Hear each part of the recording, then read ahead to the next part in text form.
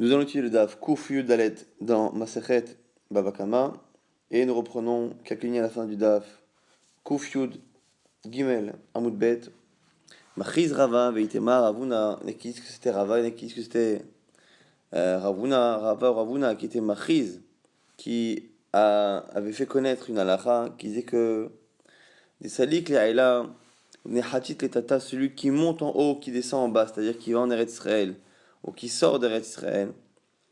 Haï bar Israël et Adas Aduta Lechuti. Donc, c'est ce qu'il disait. Donc, il disait ces gens-là. Haï bar Israël et Adas Aduta Lechuti. Celui qui connaît un témoignage par rapport à un non-juif. Velotav Omine. Yazal Vasid Lebe. Bedina de Kouti. Al Israël Chavre. Et il va témoigner pour ce non-juif contre un juif dans un Bedin Goy. Misham Kitanle, on le met en idouille. On l'excommunie. Pourquoi Maïtama Deinu Mafke Mamona Apomedechad. Parce que les beddin non juifs font sortir de l'argent, font payer quelqu'un sur la foi d'un seul témoignage. Et la Torah l'interdit.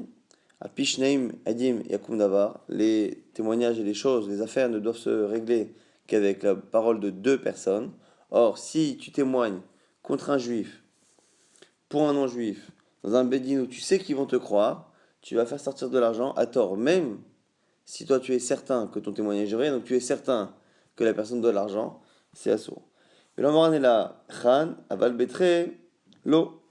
Mais ce qu'on nous dit ici, c'est que s'il y a un autre témoin avec lui, il a le droit, puisque le problème étant le fait que le beddin ne se base que sur un seul témoignage. S'il y en a deux, c'est bon.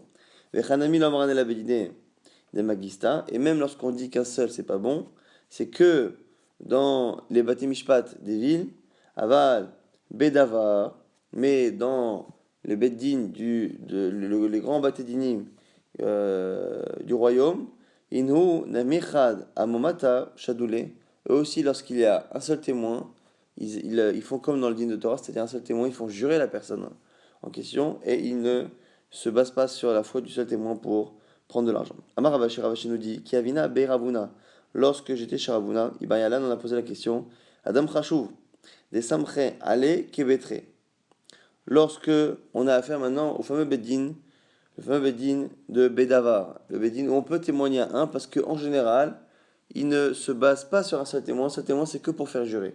Que se passe-t-il si le juif en question, qui peut témoigner, est une personne qui est Adam Khashuv, quelqu'un d'important, et eux, les Goïm, dans ce Beddin-là de Bedavar, sur un seul témoin, ils ne font que jurer, sauf si la personne est Adam Khashoggi, quelqu'un d'important, une personnalité importante, ils se disent qu'il ne va pas mentir de peur de salir sa réputation, et donc ils vont le croire, et ils vont sortir l'argent le témoignage d'une personne. La question étant ici, est-ce que, puisque Mafke Mamona a Poumé, ils vont sortir l'argent à cause de lui, et là il va aller les Saoudoutés, du coup il ne doit pas témoigner.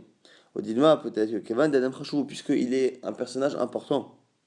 L'Omatsi, Mishtamet Leoupte qui ne peut pas échapper à cela, parce que sinon c'est Chilul Hashem de ne pas témoigner alors que tout le monde sait qu'il est au courant de la chose. Omatsi la Saoudé, Teku, l'Agmara répond Teku. La question étant une question qui peut-être est même plus globale, c'est-à-dire c'est est-ce que ici est-ce qu'on a le droit de faire attention au Chilul Hashem, mais un Chilul Hashem qui, lorsqu'on veut l'éviter, va provoquer une perte chez le juif, puisque le juif finalement va devoir payer un argent au goy, alors qu'au niveau de la justice normale, il n'aurait pas dû le faire sans deux témoins. Quelle est la limite du Kiddush Hashem par rapport à la perte d'un Israël? C'est plus ou moins ça la question qu'il y a ici. À Maravashi, Haï bar Israël des abin ara, l'orvet kochavim, à Mitzra des bar Israël chavre. On a deux juifs et un voisin vend son terrain à un non-juif. Donc le fameux bar mitzra, c'est-à-dire qu'il vend le terrain mitoyen. On dit quoi Mesham Titanle, on le met en ido, lui aussi on l'excommunie. Maïtahama, pourquoi Inema Meshum Dina de bar mitzra. Si tu dis que c'est à cause du din, de la lacha de bar mitzra, du mitoyen, du voisin. Hamarma, ça c'est pas possible parce qu'on a dit que Zavin, mais avec Kochavin. Les Zavin, les avec Kochavim, Leika Mishum Dina de Bar Mitzra. Celui qui vend ou qui achète à un non-juif, il n'y a pas de din de Bar Mitzra. Quel est le din de Bar Mitzra? C'est lorsque l'on a quelqu'un qui vend un terrain. Normalement, la personne qui habite à côté, le voisin, est prioritaire pour l'achat de ce terrain.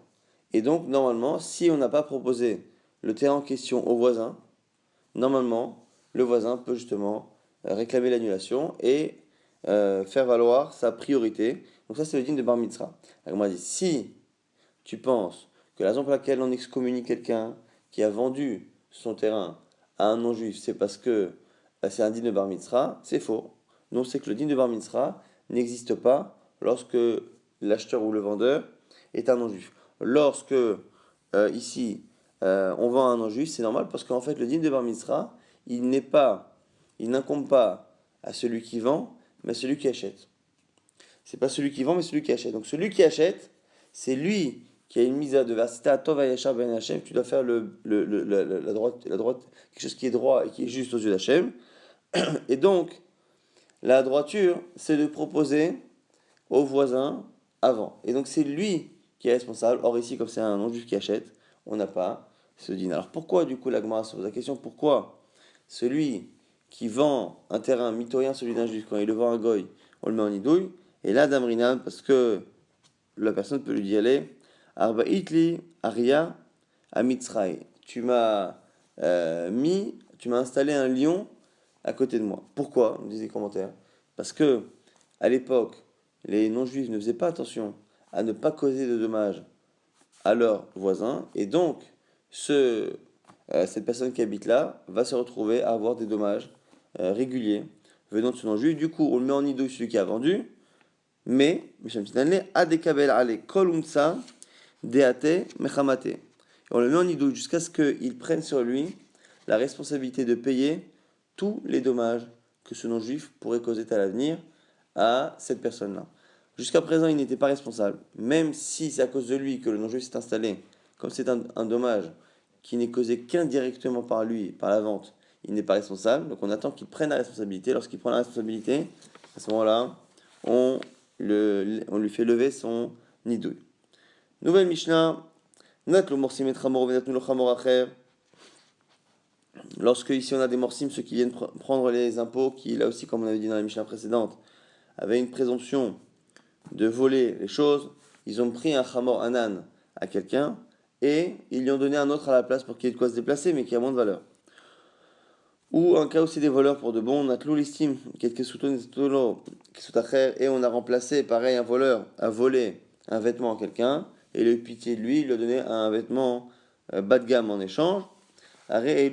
Si maintenant on a affaire à quelqu'un qui achète au voleur en question, donc il achète au voleur en question, ou au moches, à celui qui a récolté l'impôt, il lui achète l'objet qui a été changé plus ou moins de force. Ça marche. Comme il y a eu Yehush, donc ici on part du principe que dans le doute, il y a eu Yehush, dans le doute, les propriétaires ont abandonné l'idée de récupérer l'objet. Donc comme il y a eu Yehush et que maintenant, moi je l'achète au voleur en question, le fait qu'il y ait eu abandon, plus maintenant, chez nous Ireshut, changement de main, de propriétaire, c'est suffisant pour dire qu'il y a Kinyan. Ça, c'est la première halakha. La seconde, qui paraît un peu contradictoire, Hamatzil minanahar, ominagaïs, ominalestim, celui qui prend un objet, qui récupère un objet qui était dans le fleuve, ou qui était pris par une troupe de soldats, ominalestim ou des voleurs, imnitia ashua be'alim, si les propriétaires se sont déconnectés de l'objet et ont abandonné l'idée de le récupérer. Donc là, on nous a mis une condition qui n'était pas présente dans la lacha précédente. Imitiashua be'alim, are elu shelo, c'est à lui. Ren richel dvorim, pareil pour un essaim d'abeilles. Imitiashu, are elu shelo, si quelqu'un avait des abeilles, il était apiculteur, il avait des abeilles et qu'elles se sont perdues, pareil si on les trouve, si la personne a fait Yehush, c'est bon. La différence qu'il y a ici entre la première Mishnah, le début de la Mishnah et le second cas, qu'on verra par la suite dans la Gemara, c'est que dans le premier cas, on part du principe que Mistama, Ali Mityashim, on dit parce que, a priori, les propriétaires ont abandonné l'idée de le récupérer, Et dans la deuxième halakha, on nous précise qu'on ne peut l'acquérir que si on sait qu'il y a eu un abandon effectif de la part des propriétaires. Et donc, du coup, on a du mal à comprendre comment on analyse la situation. Est-ce que dans tous les cas, on imagine qu'il y a eu abandon ou est-ce qu'il faut qu'on le sache de manière claire? Amar Rabbi Yochanan ben Beroka, Nemenet Isha Okatan, Lomar, Mikan Yatsan Echidze. Une femme ou un enfant est cru pour dire voilà, cet essaim d'abeilles, on l'a vu sortir de tel endroit. Et donc, a priori, il était à cette personne. Ou Meler Betor Sadech Havero Latil et Nechilo, Ve'imizik Meshalem Ma Sheizik. Et on nous dit quoi? On nous dit que celui qui a un essaim d'abeilles qui est sorti, il a le droit de sortir de son champ et d'aller dans le champ de la personne pour récupérer ses abeilles. Ve'imizik Meshalem Ma Sheizik. Et s'il endommage le terrain de l'autre, il paiera le dommage. Va loyakot et socho, mais de manière volontaire, il n'aura pas le droit de couper une branche, par exemple, pour récupérer ses abeilles. Alminat Titen et Damim, avec l'intention de payer. Et selon Rabbi Shmuel Rabbi Yochanan ben Beroka, selon le fils de Rabbi Yochanan ben Beroka en question, c'est autorisé. Af kotzetz benoten tadamim. Donc la dernière halakha ici nous apprend que lorsque quelqu'un a perdu ses abeilles, on peut demander à une femme ou un enfant de témoigner pour savoir d'où elles venaient. Après, on a vu que lorsque quelqu'un avait perdu entre autres justement ses abeilles, il a le droit d'aller dans un champ pour les récupérer qui n'est pas à lui, et s'il cause un dommage, il doit le payer. La question étant après entre Rabbi Yochanan ben Beroka et son fils, est-ce qu'il a le droit de causer le dommage de manière volontaire avec l'intention dès le départ de payer ou pas? Selon Rabbi Yochanan, non. Selon son fils, oui. Maintenant on reprend la Gemara Tana, Im Natal Machazel Ba'alim Arishonim. On nous dit justement celui qui a pris l'animal ou un objet qui a été pris par les morsim, par ceux qui prélèvent l'impôt, il le rend au propriétaire d'origine. Il ne le rend pas au Mokhes lui-même, il le rend à ses premiers propriétaires. La Gemara donc pense que cet avis-là, ce Tana, n'est pas d'accord avec la Mishnah. La Mishnah nous a dit qu'a priori ils ont fait Yehush, donc a priori, maintenant que tu l'as dans la main, c'est acquis. Ça va Yehush virde lokane ou meikara bisurat alidé. Donc, la Gemara propose de comprendre que ce Tana pense que Yehush, le fait d'abandonner un objet n'est pas suffisant pour le faire acquérir. Ça, c'est la première version. Deuxième version, Ikadamre, Imbala Khazir, c'est pas qu'il a l'obligation de rendre, c'est s'il veut rendre. Yarzia la Balim Arishonim, s'il veut rendre, parce qu'il est gêné d'avoir un objet qui tout de même a été volé, s'il doit le rendre, qu'il ne le rende pas à celui à qui il l'a acheté, qui est le Mores, qui est le voleur du coup, mais qu'il le rende au propriétaire premier. C'est-à-dire, Maïtamaniouch Kedekane, c'est-à-dire que là on penserait comme dans la Mishnah, que le fait que les propriétaires aient abandonné, ça suffit pour faire acquisition. Mais où Yamar IFshi Bemamon Sheenosheli. Mais s'il est gêné, qui dit je ne peux pas, je ne supporte pas cette situation où je profite d'un argent qui n'est pas à la base le mien, Machazia la Berlim Rachoni, ce qu'on nous apprend, c'est qu'on doit le rendre au premier propriétaire. Maintenant on reprend dans la Mishnah. On avait dit Areelu Shelo, Mifne Shebalim Mitiashi. On a dit dans le premier cas, celui qui acquiert des objets qui ont été pris par un voleur ou par un moches, par quelqu'un qui prélève l'impôt, celui qui achète à eux devient le propriétaire, puisqu'il y a eu abandon a priori des propriétaires et que lui maintenant acquiert, ça marche. Et dans la deuxième halakha, on avait dit qu'il fallait qu'on ait la certitude qu'il y a eu abandon. Amar Ravashi Rashi nous dit Lo shanuela listim avet kochavim, ava listim Israël lo. Nous dit ici Ravashi, ce qu'on a dit dans la Mishnah, c'est que par rapport à des voleurs non juifs. Mais des voleurs Israël, lo, ça va, les machar, nakidna les bedina. Donc, ce qu'on est en train de nous dire ici, a priori pour l'instant, la première compréhension qu'on a de Ravashi, c'est que lorsqu'on a dit que Mistama, a priori, le propriétaire n'espère pas récupérer l'objet et donc me permet à moi de l'acquérir, c'est que lorsque le voleur est un non-juif, que la personne ne pense pas le récupérer. Mais si c'est un juif, il se dit je vais le traîner en justice et récupérer mon objet. Et donc, si le Mores ou le Listim a volé à un juif, celui qui achète maintenant à ce voleur-là ne peut pas acquérir. Ça, c'est ce que dit Ravashi. La Gemara s'étonne. Elle dit, mais c'est l'inverse. Matkifla Rav Yosef, Adraba. Adraba, à l'inverse, pourquoi? Parce qu'effectivement, même si le voleur non-juif est moins tendre que le voleur juif, au niveau du Beddin, au niveau des tribunaux, c'est exactement l'inverse. Pourquoi? Des Kochavim, des Daïné, Begité, les non-juifs qui jugent avec force, avec puissance, et ils ne font pas attention au voleur lorsqu'ils estiment que le voleur doit payer. ils vont le contraindre de toutes les manières possibles. L'Omeyahash, celui qui est volé par un non-juif, se dit avec les tribunaux non-juifs, je finirai forcément par récupérer mon argent. Israël, Kevin de Amre Meimar, Meyahash. Alors que comme les tribunaux juifs ne font que coordonner aux voleurs de payer, mais pas beaucoup plus, du coup, c'est là qu'il y aurait Yehush. Alors, Gmara dit, alors pourquoi Ravashi a dit que c'est l'inverse? C'est dans un cas, la Mishnah parle du non-juif et pas du juif. Et là, Itmar, Seifa Itmar, alors on s'est trompé. Peut-être que Ravashi, ce qu'il a dit, il l'a dit non pas sur le premier cas, mais sur le second cas. Hamatzil, Mina Gaïs, o Mina Listim, Im Nitya Ashua Be'alim In, Stamalo. La deuxième halakha qui disait que celui qui récupère un objet qui était dans le fleuve, qui avait été pris par une armée ou par des voleurs, dans ce cas-là, il ne pouvait l'acquérir que si on avait la certitude qu'il avait été abandonné par les propriétaires. Et donc ça veut dire que sans cette certitude, c'est interdit. C'est ça que, sur cette halakha aurait dit Ravashi, Loshanu et Labarekorim, tout ça c'est parce que c'est un non-juif, ou a priori, sans que j'en ai l'information, je n'ai pas le droit de dire qu'il a abandonné. Pourquoi? Parce que comme c'est un non-juif, il va pouvoir le traîner au tribunal non-juif. Mishum de Daïné, Begidé, parce qu'il juge de manière forte. Aval, Istim Israël, mais si c'est un voleur Israël, Kevin de Amar Meimar, Miash. Et donc du coup, on pourrait expliquer la distinction entre le début et la fin de la Mishnah. Premier cas, second cas, c'est quand le voleur est un Israël. À ce moment-là, la personne fait Yehush, parce qu'elle se dit, voilà, il faudrait que je retrouve le voleur, et après que j'aille au Bedin, le Bedin va lui demander de payer, il ne lui paiera pas. Par contre, si le voleur est un non-juif, il n'y a pas Yehush, parce qu'il sait qu'en allant au tribunal non-juif, il récupérera son argent. Maintenant une Mishnah qui nous dit Orot Shel Baalabait, des peaux d'animaux qui appartiennent à un particulier. Marshava Metame Atan. S'il a l'intention de les utiliser, ça devient un ustensile, et donc ça reçoit la Touma. La Touma, l'impureté, ne peut se transférer qu'à un objet.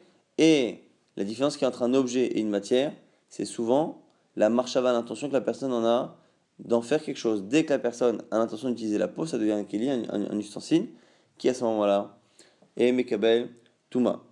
Mais chez l'Abdan, si maintenant ce sont des peaux qui appartiennent au tanneur, à celui qui travaille les peaux, En Marshava Metameatan, l'intention ne suffit pas.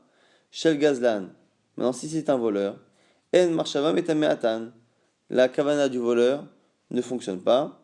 Mais Shel Ganav, et si maintenant c'est un Ganav, un autre type de voleur, Marshava Metameatan. Alors on rappelle cette définition. Le Gazlan est celui qui vole devant la victime, et celui qui est Ganav, et c'est celui qui vole en cachette. Rabbi Shimon dit exactement l'inverse en mer. Chiluf advarim. On inverse les choses. Shel Gazlan marshava metameatan. C'est lorsque le voleur est un voleur dévoilé que l'intention a une conséquence. Par contre, chez le Ganav, si c'est un voleur qui est caché, En marshava metamatan et fichiloniti ashua baalim, parce que les baalim n'ont pas justement abandonné l'idée. Donc on a ici une marloquette entre Tanakama et Rabbi Shimon. Tout le monde est d'accord qu'on fait une distinction entre Ganav et Gazlan, le voleur dévoilé et le voleur en cachette. Un dont l'intention peut avoir une incidence sur l'objet et l'autre non. Et simplement, on a deux visions totalement différentes.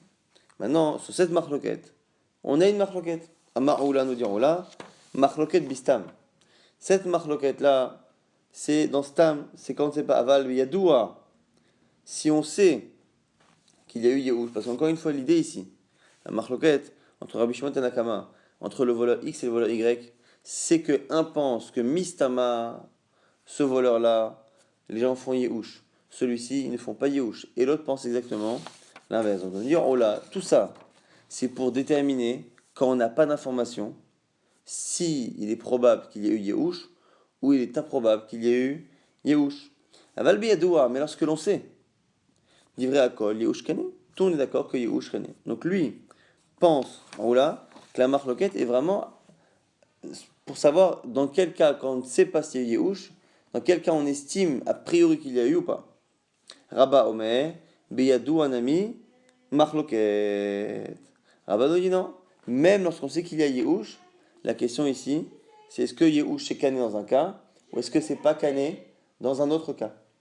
Est-ce que c'est pas cané dans un autre cas? Amar les Abaye les Rabba. Abaye maintenant dit à Rabba, l'otiflok allez des roula.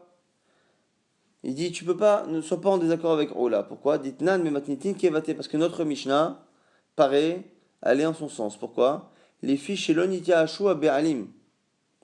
Ta'ama de l'onitia ashua be'alim, abanitia ashua be'alim, are'elu shelo. Parce que justement, dans la Mishnah, on voit à la fin que Rabbi Shimon nous dit quoi? Chiluf advarim, shel gazlan, marshava metamatan, shel ganam, marshava metamatan, les filles chez l'onitia ashua be'alim. La justification de Rabbi Shimon est que parce que lorsque le voleur est un voleur en cachet de ganav, ça ne marche pas, la marchava, parce qu'il n'y a pas eu de Yehush Ba'alim. Et donc tu vois bien que la discussion porte sur dans quel cas on estime qu'il y a eu Yehush, dans quel cas on estime qu'il n'y a pas eu. Mais donc tu vois bien que la discussion a l'air de porter sur un cas où on ne sait pas justement ce qu'il a dit. Alors, Amar, les réponses de Rabba, Ana nefi chez En Yehush la Ba'alim matnitin. Rabba dit, oui, moi dans ma version de la Mishnah, j'ai d'autres mots. C'est pas parce que je pense qu'il n'y a pas eu de Yehush, c'est parce que En Yehush, la Ba'alim, le Yehush ne peut pas faire d'effet. Donc c'est une autre version de la Mishnah qui permet de lire la version de Rabba. Donc on rappelle encore une fois qu'on a une marloquette, Rabbanan et Rabbi Shimon. Dans quel type de voleur on estime que la marche va pas avoir une incidence, et après là-dessus, une marloquette, on la verra bas. Est-ce que la marloquette porte sur un cas où on ne sait pas s'il y a eu Yehush, et donc on essaie de deviner en fonction de la situation, Ganav ou Gazlan, et là-dessus on aura une discussion Rabban Rabbi Shimon, ou est-ce que la discussion porte même dans le cas où on sait qu'il y a eu Yehush, mais parce qu'en fonction du type de voleur, le Yehush ne marche pas. Tnan, on a une Mishnah maintenant, Natlu Morsim Achamoro. La fameuse Mishnah qui nous dit chez nous que les morsim, ceux qui ont prélevé l'impôt et les voleurs ont pris des animaux, ils les ont échangés, et après quelqu'un achète à eux. Est-ce que l'achat est bon ou pas? Oui. On a dit Mani, c'est qui le Tana de la Mishnah? Puisque dans la Mishnah on ne fait pas de distinction entre les voleurs Ganav et Gazlan, et on a l'air de dire que dans les deux cas, il y a Kinyan. Alors on dit si Irabanan, si c'est Chachamim, c'est un problème. Caché Gazlan, ça pose un problème sur le Gazlan, le voleur dévoilé, parce que selon Rabbanan, on a vu à l'instant que ça ne peut pas faire Kinyan. Rabbi Shimon, c'est Rabbi Shimon, Caché Ganav, il y a un problème avec Ganav. Puisque, encore une fois, Rabbi Shimon et Rabbanan sont chacun d'accord dans un cas, il y a Kinyan, dans un autre cas, il n'y a pas Kinyan. Là, on va dire encore selon Roula, ça va Bishlama les Roula. La Marbiadoua, Kane, qui pense que lorsque l'on sait qu'il y a eu un Yehush, ça marche. Achanami, Beyadoua, Bedivra Kol. On n'a qu'à dire que ça parle d'un cas où c'est Yadoua, où on sait que. Et là, les rabbins, mais selon Rabbah, qui pensent que dans tous les cas, il y a la marloquette. La Marbiadoua n'a mis marloquette. Hamani, le Rabbanan, le Rabbi Shimon, donc la question se pose sur Rabbah, qui pense que dans tous les cas, qu'il y ait eu Yehush de manière certaine ou pas. On doit faire une distinction entre les voleurs Ganav et Gazlan, que ce soit Rabbi Shimon, que ce soit Rabbanan, avec un chilouk, une distinction qui est opposée. Comment comprendre notre Mishnah qui ne fait pas sa distinction? Là, on m'a dit, parce que l'on parle ici de l'istime Mezouyan, d'un voleur armé vers Rabbi Shimon, et c'est selon Rabbi Shimon qui pense que justement c'est le voleur dévoilé et le voleur armé qui peuvent permettre de faire un kinyan, mais pas le voleur en cachette. Vers Rabbi Shimon, donc c'est Rabbi Shimon. La dit Achi Aino Gazlan. La dit mais attends, quelle est la différence finalement entre ça et Gazlan? Le premier cas, Moches, c'est un Gazlan. Après, on a l'istime. Si l'istime, c'est aussi un voleur, quelle est la différence finalement qu'il y a entre ces distinctions? L'agma dit très gavné gazla. L'agma dit effectivement tu as raison, mais c'est parce que finalement on a deux catégories de gazla. L'agma maintenant dit tashma. Viens apprends aganav ve gazlan ve anas. On va encore objecter à Rabat. Le ganav, le gazlan, anas celui qui force quelqu'un. Hekdeshan hekdesh si il sanctifie l'objet en question. Ça marche. Troumatan, trouma, si prélève la trouma, ça marche. Marsarotan, marser, le marser aussi peut être prélevé. On m'a dit pareil, mani, c'est qui ça? Irabanan, caché à Gazlan. Irabi Shimon, caché à Ganaf, c'est la même question. puisque on a selon Rabbi Shimon et selon Rabbanan une distinction en fonction des types de voleurs, pourquoi ici on ne fait pas de distinction, on dit Ganav, Gazlan, Anas, tous ces types de voleurs, leur Ekdesh marche, si leur Ekdesh marche, ça veut dire qu'ils ont acquis l'objet, s'ils ont acquis l'objet, ça va forcément en contradiction avec Rabbanan ou avec Rabbi Shimon en fonction du cas de Ganav ou de Gazlan. Alors, l'Agmara nous dit, Bishlam Ola, encore une fois, selon Ola ça va, parce que selon Ola, la marloquette n'existe que dans un cas. Dans le cas où on sait qu'il y a Yehush, il n'y a pas de discussion. D'Amar Biyadou Akane Achanami, Biyadou, on n'a qu'à dire que c'est un cas où on est au courant qu'il y a Yehush, je vais dire vrai à quoi, c'est selon tout le monde. Et là, les rabbins d'Amar Biyadou, un ami marloquette, Amani, le rabbin que le rabbi Shimon, mais selon Rabbah qui dit que la marloquette est dans tous les cas. Comment expliquer ici qu'on n'ait pas de distinction entre Rabbi Shimon et Rabbi Rabbanan, qu'on n'ait pas de distinction entre un Ganav et un Gazlan? Alors, la Gemara donne le même type de réponse. Elle dit, ici, le fameux voleur dont on parle, Achanami, quand on parle du Ganav ici, on parle de l'istime Mezouyan. On parle d'un voleur qui est armé. Verabi Shimon. Et c'est Rabbi Shimon. La Gemara dit, alors, Iachi Aino Gazlan. La Gemara dit, mais attends, mais pourquoi la Mishnah a parlé deux fois de Gazlan? La Gemara dit, très Gavne Gazlan. Donc la Gemara dit, c'est parce qu'il y a catégories, deux catégories de Gazlan. Ça, c'est le même type de réponse qu'on a vu précédemment. Ibaïtema, autre réponse possible. Hamatnita, Rabbi Hinot Mishnah, comme Rabbi, des Tanya qui pensent, Rabbi Omer. Omer Ani, Ganav, qu'est Gazlan. Moi, je pense que Ganav et Gazlan, ça a le même statut. Un voleur en public ou un voleur caché, c'est pareil. Le Kaimalan, qu'est Gazlan, les Rabbi Shimon. Et nous, comme on le verra par la suite, on sait que quand il a dit que l'un est comme l'autre, c'est-à-dire que finalement, ce que pense Rabbi, c'est que, parce que le problème, c'est qu'on a vu une marloquette entre Rabbanan et Rabbi Shimon. Quel est le statut de Gazlan? Donc, lorsqu'il dit que le Ganav est comme le Gazlan, est-ce que c'est comme le Gazlan de Rabbi Shimon ou comme le Gazlan de Rabbanan? Nous dit la Gemara, on verra par la suite, que c'est comme le Gazlan de Rabbi Shimon. Donc c'est comme le Gazlan de Rabbi Shimon qui est connu. Donc le Ganav, qui n'est pas connu selon Rabbi Shimon, selon Rabbi, il est connu comme le Gazlan, qui selon Rabbi Shimon, lui, est connu. Donc c'est une autre possibilité d'expliquer cette braïta sans qu'elle soit une objection totale contre Rabbah. Maintenant on revient à ce qu'on vient de dire à l'instant. Goufa, Rabbi Omer, Omer Ani, Ganav qui Gazlan. Ce qu'a dit justement Rabbi, que le Ganav est comme un Gazlan. Le voleur en cachette a le même statut que le voleur dévoilé. Il va y aller où la question est posée. Là, on a donné la réponse il y a quelques instants, mais la Gemara va poser la question pour de bon maintenant et l'étudier. Ke Gazlan des Rabbanan Kama Velokane. Est-ce que lorsqu'il dit que c'est comme un Gazlan, c'est comme Gazlan de Rabbanan et donc il n'y a pas de Kinyan? Odinma, ke Gazlan des Rabbi Shimon, Kama Vekane. Donc lorsqu'il dit que Ganav et Gazlan c'est pareil, est-ce que c'est pareil et que dans les cas ça n'acquiert pas, comme Rabbanan? Ou est-ce que, parce que Gazlan de Rabbanan ça n'acquiert pas, ou est-ce que c'est comme le Gazlan de Rabbi Shimon ça acquiert? Donc les deux cas acquièrent. Donc on a finalement Rabbi Shimon, Rabbi et Rabbanan qui sont en marloquette sur Ganav et Gazlan, lequel acquiert et lequel n'acquiert pas. On aurait Rabbi qui dirait que dans les deux cas serait pareil, mais on ne sait pas si c'est pareil que ça acquiert ou pareil que ça n'acquiert pas.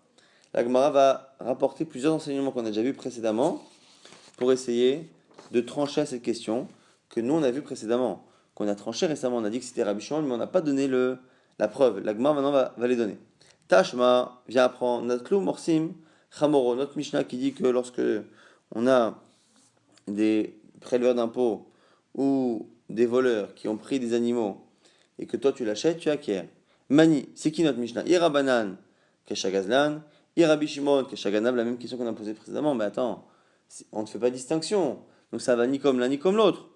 Alors, Iyama Bishlama Rabbi, Kegazlan, de Rabbi Shimon, Kamar, Kane, Haman et Rabbi Shimon. Si tu dis que lorsque Rabbi ne fait pas distinction, c'est pour dire que dans les deux cas, ça acquiert. Donc c'est Kegazlan de Rabbi Shimon. À ce moment-là, notre Mishnah, c'est Rabbi. Mishumachri Kane. Et la Yama Kegazlan de Rabbanan, Kamar. Si tu dis que selon Rabbi, le Ganav, il est comme le Gazlan de Rabbanan. C'est-à-dire que du coup, dans les deux cas, on n'acquiert pas le Kane. C'est qui la Mishnah? Amani, le Rabbi Shimon de Rabbanan. Parce que finalement, on a une Mishnah qui dit que dans tous les cas, on acquiert. Et si on dit que dans tous les cas, on acquiert, ça ne correspond pas à Rabbi. Ça ne correspond pas, si on ne dit pas que Rabbi dit ça, si on pense que Rabbi dit que dans les deux cas on n'acquiert pas, ça ne correspond pas à Rabbi, ni à Rabbi Shimon qui fait une distinction entre Ganav et Gazlan, et ni comme Rabbanan qui aussi font une distinction mais à l'envers. La Gemara répond, il dit non, Chabema Askinan, Belistim Mezouyan, et Rabbi Shimon. La Gemara dit non, là aussi tu peux répondre que notre Mishnah parle de l'istim Mezouyan. Elle peut parler très bien selon Rabbi Shimon, elle peut parler d'un voleur qui est Mezouyan, qui est armé, et du coup, c'est la raison pour laquelle il a ce statut particulier selon Rabbi Shimon, et du coup, il est connu. La Gemara dit, Iachi Ainu Gazlan. Alors si c'est ça, ça revient à Gazlan, un voleur dévoilé. La Gemara dit, très gavné Gazlan, tu as raison. Moches et l'istim, c'est finalement deux types de Gazlan, et il n'y a pas de problème parce que la Mishnah répète deux types de Gazlan, un armé, un non armé. Tashma, on essaie encore de répondre à cette question. Est-ce que finalement, lorsque Rabbi dit qu'il n'y a pas de distinction, c'est pour dire que dans les deux cas ça acquiert ou que ça n'acquiert pas? Tashma, Ganav, Gazlan, Ve'anas. La même braïta qu'on a cité il y a quelques instants, qui parle de celui qui vole, Ganav, Gazlan, Ve'anas, tout type de vol, Ekdeshan, Ekdesh, Trumatan, Truma, Marsrotan, Marser. Leurs prélèvements sont des bons prélèvements. Mani, c'est qui? Irabanan, Kesha Gazlan, Irabi Shimon, Kesha Ganav. Encore une fois, puisqu'il n'y a pas de distinction entre Ganav et Gazlan, ça ne correspond ni à Rabbanan ni à Rabbi Shimon. On va dire Kesha Ganav, Yamar Bishlama, Ganav ke Gazlan, de Rabbi Shimon, Kamar, Bishumachi, Kane. Et là, Yamart, Ganav ke Gazlan de Rabbanan, Amani, l'Agmar pose la même question, le même type de raisonnement, puisque ici on a l'air de dire que dans tous les cas, Ganav, Gazlan ve Anas, les prélèvements sont des bons prélèvements, c'est-à-dire que Ganav, Gazlan et Anas acquièrent la chose. S'ils acquièrent sans distinction, c'est que lorsque Rabbi dit que Ganav c'est comme Gazlan, c'est-à-dire que c'est comme le Gazlan de Rabbi Shimon qui acquiert, que le Ganav il acquiert, tout le monde acquiert. Sinon on ne comprend pas. La Gemara dit non, Belistim Mezouyan, vers Rabbi Shimon, là aussi tu peux expliquer que c'est un voleur armé, selon Rabbi Shimon. La Gemara dit Yachi Ainu Gazlan. Alors attends, donc du coup, c'est pareil que le Gazlan. Donc finalement, Ganav, il est armé, Gazlan, il est dévoilé. Donc c'est pareil, c'est deux voleurs dévoilés. L'Agma donne la même réponse que tout à l'heure. Très Gavné, Gazlan, il y a deux catégories de Gazlan. Effectivement, une achinémie, c'est pas un problème. Amalé, Ravashi, les Rabba. Maintenant, Ravashi dit à Rabba. Tashma, des matinées, Rabbi, les Rabbi Shimon Bere. Parce que c'est marqué que Rabbi enseignait à son fils Rabbi Shimon. Lo davar sheshbo achrayut mamash. Et la filou, para, choreshba, chamom, chamer, achara, le Mishnah précédent avait dit que lorsque le père avait volé et que les enfants devaient rendre, on avait dit qu'une braïta qui disait que pas forcément lorsque il lui a laissé des biens immobiliers que les enfants doivent rendre ce que le père a volé, même s'il lui a laissé une vache ou un âne, chayvim lachazim ipnei kavod aviem, ils doivent le rendre pour le kavod, le respect de leur père. Tamam ipnei kavod aviem, de là on voit que la seule raison c'est parce que c'est le kavod de leur père. Ah, lav kavod aviem, l'eau, de là tu vois que sans le kavod de leur père, ils n'avaient pas l'obligation de le rendre. Shma mina, Rabbi Gazlan, des Rabbi Shimon, Kamar, de là tu vois que Rabbi, il pense que c'est comme le Gazlan de Rabbi Shimon. Et du coup, c'est la raison pour laquelle là-bas, on estime que dans l'absolu, le père a acquis, enfin les enfants en tout cas par l'héritage et par le Youch ont acquis l'objet et donc ils n'ont pas l'obligation, si ce n'est pour faire du kavod à leur père. Et donc c'est la raison pour laquelle ici, on tranche finalement que selon Rabbi, et c'est ce qu'on a dit ici, c'est ce que Rabbi a enseigné à son fils, selon Rabbi, le Ganav est comme le Gazlan, dans le sens où les deux acquièrent, puisqu'on voit que dans un exemple de la Braïta précédente, on voit que finalement il estime que les enfants ont acquis le vol de leur père, donc c'est-à-dire qu'ils pensent que ça acquiert. On reprend dans la fin de la Mishnah qui avait dit Vechen Nechil Shel Devorim. On a dit pareil pour l'essaim d'abeilles qui est volé, qui après est vendu, celui qui acquiert fait une bonne acquisition. On m'a dit Maï Vechen, prends dit et ainsi. On m'a dit Achikama. Voici le lien entre les deux. Afilou Nechil Shel Devorim, des Kinyan des Rabbananu, même l'essaim d'abeilles. Pourquoi même et pourquoi c'est important? Parce que un essaim d'abeilles, comme ce sont des animaux, et des animaux qui ne sont pas réellement domesticables, normalement la propriété pour un essaim d'abeilles n'a pas de sens au niveau de la Torah. Au niveau de la Torah, on ne peut pas être propriétaire d'un essaim d'abeilles, un essaim d'abeilles est finalement composé d'animaux qui n'appartiennent pas à l'homme. Et donc, le fait de dire que quelqu'un est propriétaire d'une abeille ou de plusieurs abeilles n'est qu'une invention des Chachamim, c'est des Rabbanan. Et donc, Salkada Tachamim, tu aurais pu penser, Haïkivan des Rabbanan be'almahu de kanele, afilou stam amiyaesh, tu aurais pu penser que, comme le kinyan n'est que des Rabbanan, on aurait pu penser que peut-être que dans tous les cas, il fait Yehush, et peut-être que dans un cas d'un essaim d'abeilles qui est perdu, on n'a même pas besoin de vérifier qu'il y a eu Yehush. Peut-être que Mistama, il y a parce que l'acquisition, la propriété n'est que des Rabbanan, Kamashman, que non. Imitia, Shobalim in, ilolo. De là, tu apprends que non. Même ce genre d'objet, ce genre de choses dont la propriété n'existe que des Rabbanan, là aussi, il faut absolument qu'il y ait eu un Yush. Marabi Yochanan ben Berokan Emenet Isha Vekatan avait dit dans la Mishnah qu'une femme ou un enfant était cru. La Gemara dit Isha Vekatan, Bede Edut Nino, est-ce que une femme et un enfant peuvent témoigner? On sait très bien qu'ils ne peuvent pas témoigner. Amar Rav Yehuda Amar Shmuel, la Gemara répond Achabi Maskinan, Kegon Shayu Be'alim Meratfim Achareem. C'est un cas où les propriétaires étaient Meratfim Achareem. On avait les propriétaires courir après les abeilles. Isha Katan, Misichin et Fituman. Et on a vu la femme ou l'enfant, non pas témoigner au Bedin, mais dire dans une discussion, ce qu'on dit, Messer les fitouman, c'est-à-dire parler avec naïveté sans être au courant que leurs paroles avaient une incidence au niveau de la justice. Et ils ont dit, tiens, les abeilles sont venues de là-bas. Et on peut se fier à leurs paroles lorsque ça ne vient pas sous forme de témoignage officiel. Amar Ravashi, el Messer les fitoumo, kacher.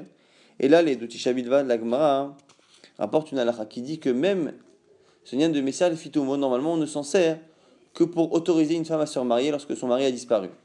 Lorsque son mari a disparu, on peut accepter le témoignage d'un enfant ou de quelqu'un si cette personne-là le dit pas en tant que témoignage officiel, mais en tant que discussion.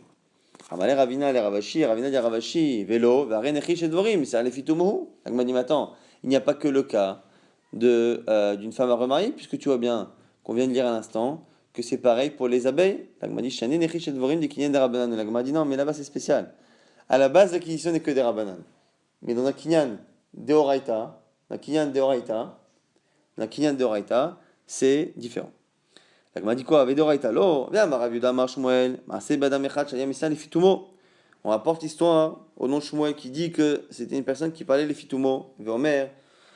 Zechouranik Shani Tinok, je me rappelle lorsque j'étais enfant, Umkuvani, Akitefo Shalaban me mettait sur les épaules de mon père, Uni Beta Sefer, on me sortait de l'école, Veshituni et Kutonti, on m'a enlevé mon vêtement, Veit Bilouni, on m'a trempé, les Chol Bitrouma, la pour manger de la Trouma, Rabbi Chaina Mesaim Baachi, Vechavera et Bedelim Imeni, et on continue cette histoire selon Rabbi Chaina qui dit que les gens s'écartaient de lui pour pas l'impurifier, Vayu Korimoti, il m'appelait Yochanan Ochel Halot.